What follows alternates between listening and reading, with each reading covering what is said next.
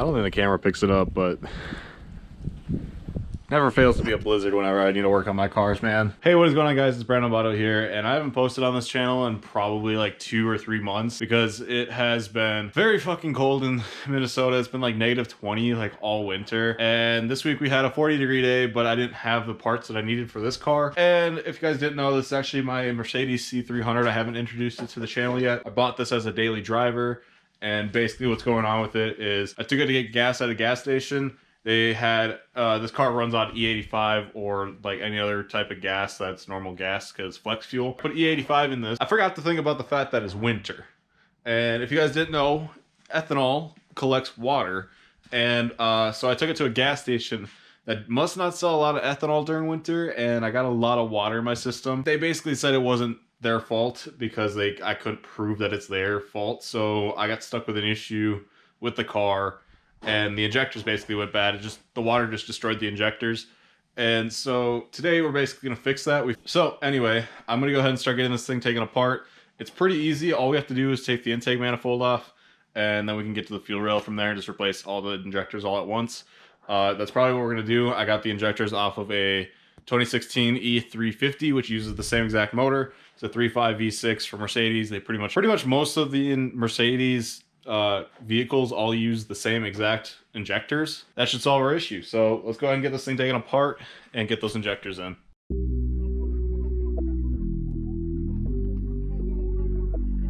You can never work on a car without cutting yourself, I swear.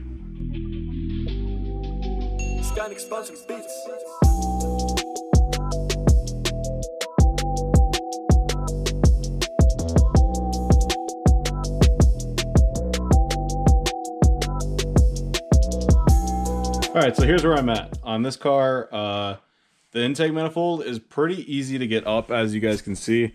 It's only like a couple bolts and a few sensors in the front.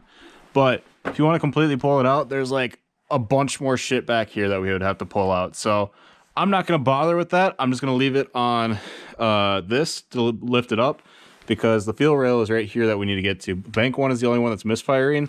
Bank 2, as of right now, is fine. And I probably could get to it and do it now, but I don't feel like doing it. I'll just do the side that's misfiring for now. If I have to, I'll come back through and I'll do everything properly. But this is probably the easiest way to do it. And so I'm going to do it this way. I have to kind of get this done as soon as possible as well, because it's been sitting for about 2 months with this tank of gas, and it's on ethanol again. It's been sitting for like 2 months just collecting water, and we need to really just get it all the way through the system and get it out of there as soon as possible.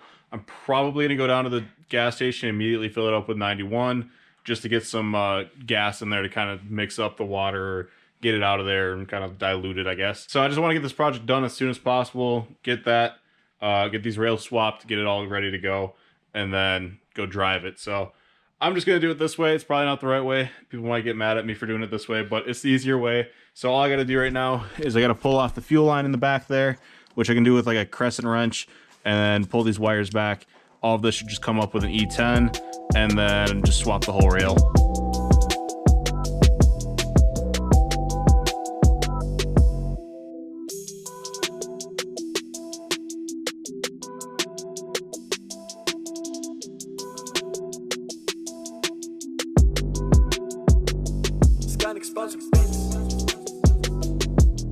All right, so we got the fuel rails out. It's pretty easy. I just had to like pull a couple bolts out, pry it out, and this area is a little bit weird where you basically got a swage lock on this, where you have to kind of like wiggle it out. This injector should be new. Cylinder 2 was supposedly the one that was having an issue last time.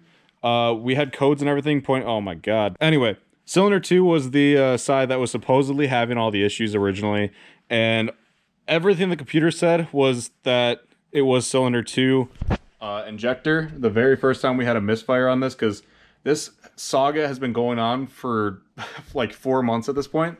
So I basically bought the car, winter hit, I put ethanol in, I've been using ethanol, and all of a sudden, like 2 months into owning the car, I went to a different gas station, filled up on ethanol there, immediately had issues. Like 15 to 20 minutes later, I immediately had issues with the fuel system. We got a misfire. All right, whatever. You know, the injectors are prone to going out because ethanol eats up the injectors, right?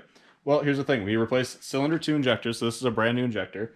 And you can tell because the color on this tip here this little plastic here, is like a dark gray, where the other ones are like a burnt white. Obviously, they did replace the secondary injector. The thing is, you can very well tell that these are very well due. This one's actually split at the end, where it's supposed to be like super tight like this. It's actually split.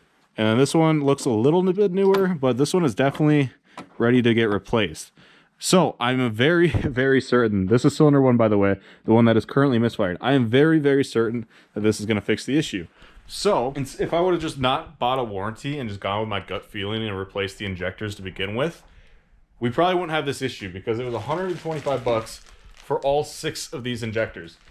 At least one of them has to work, right? So I'm just gonna replace the whole rail. These injectors came out of a newer Mercedes, 2016, I believe, so like 2 years newer than this one. They use the same injector style. I'm gonna verify the part number real quick, but this one only has 22,000 miles on it. Those have almost 80,000 miles on it now. So 125 bucks, I have 6 of them. Replace those. I'll keep that, I'm just gonna replace the whole rail because it's probably easier than replacing each individual injector. And then with the cylinder 2, I'll keep that injector just in case, because it's brand new. But yeah, this is kind of what, like, the rabbit hole you go down when you buy a warranty or do anything with it, getting a mechanic involved, because all of this could have been just solved if I would have just bought all new injectors to begin with and put them all in myself. So lesson learned. Like, diagnose everything yourself. Don't pay somebody else to do it, because the guy that I took it to, he told me that the cat was bad. And I'm like 90% sure that this is gonna fix the issue. And if this doesn't, then I already have the cat, I'll replace it. But he pointed me to the most expensive route when I could have just replaced the injectors. So I don't know, I'm a little frustrated, but I'm gonna replace this rail. It's pretty simple, just pop it back in, do everything in reverse, and we'll test to see if I still have a Misfire.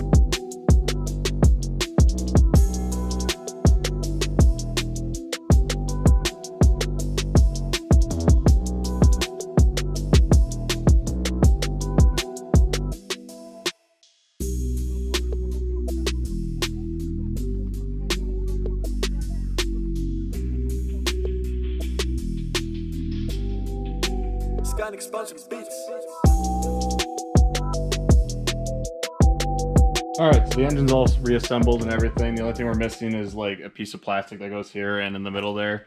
But everything's clamped down, everything's put back together. And I noticed this when I was talking to my dad, actually. So this is cylinder 1 here, right? It looks pretty good. I mean, it's clean. There's nothing wrong with it. This, obviously different color, but really clean. Obviously this one's new. But wait, this gets better. So if I flip this around, if you look right there, let's see if this will focus.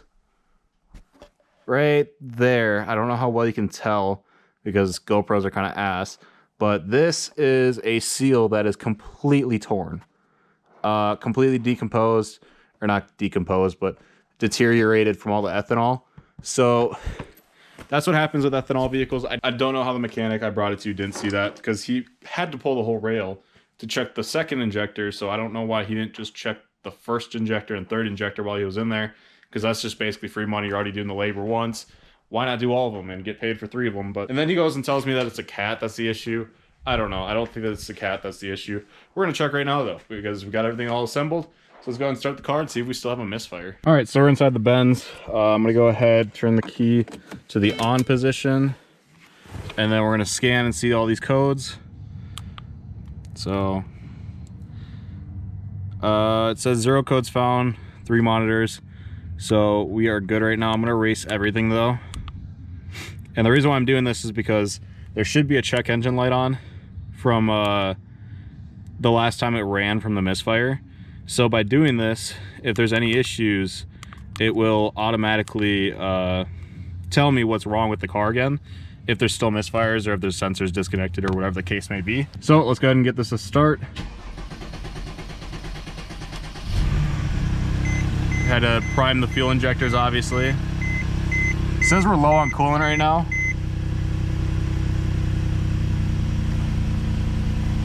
It definitely feels a lot smoother than it did before, but let's let it warm up and see how it does.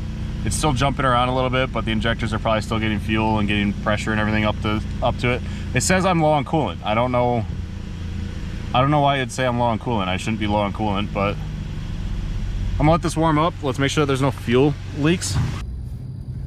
All right, so we're officially moving. I'm pretty sure we fixed the issue, because it used to be anytime I would get on gas, it would just jump like crazy. So I'm pretty sure we fixed the issue. But it used to be, if you got on the throttle, like anything more than like 10%, it would just immediately break up and just not want to do anything. Pretty sure the cat is still good then too, because the cat would almost immediately throw a code, I would think. So we'll give it some full throttle here.